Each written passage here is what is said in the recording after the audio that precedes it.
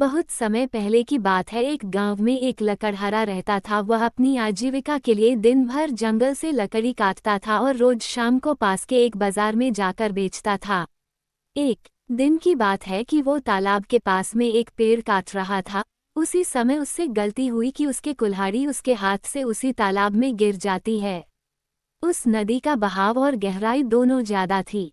उस लकड़हारे ने अपनी कुल्हाड़ी को बहुत खोजा पर वह कामयाब ना हुआ। अतः वह हार मानकर नदी किनारे बैठ गया और रोने लगा। उसके रोने की आवाज सुनकर नदी की देवी उठी और उस लकड़हारे से पूछा कि क्या हुआ। तक लकड़हारे ने अपनी कहानी बताई।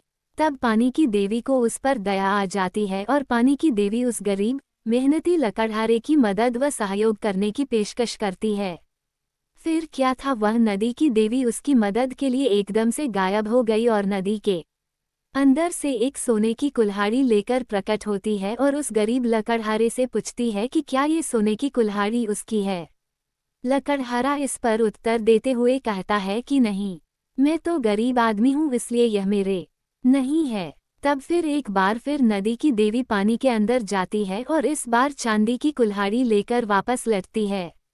लेकिन वह आदमी इस बार भी कहता है यह मेरी नहीं है। इतने के बाद उस नदी की देवी एक बार फिर पानी में गायब हो जाती है और इस बाद एक लोहे की कुल्हाड़ी लेकर वापस आती है। तभी वो गरीब लकड़हारा खुश होकर कहता है कि यह उसकी ही कुल्हाड़ी है, जिस पर नदी की देवी उस गरीब लकड़हारे पर खुश होकर वह सोने और चांदी दोनों कुल्हाड़ियों को उसको उपहार स्वरूप दे देती है। सीख: ईमानदारी सबसे उत्तम नीति है।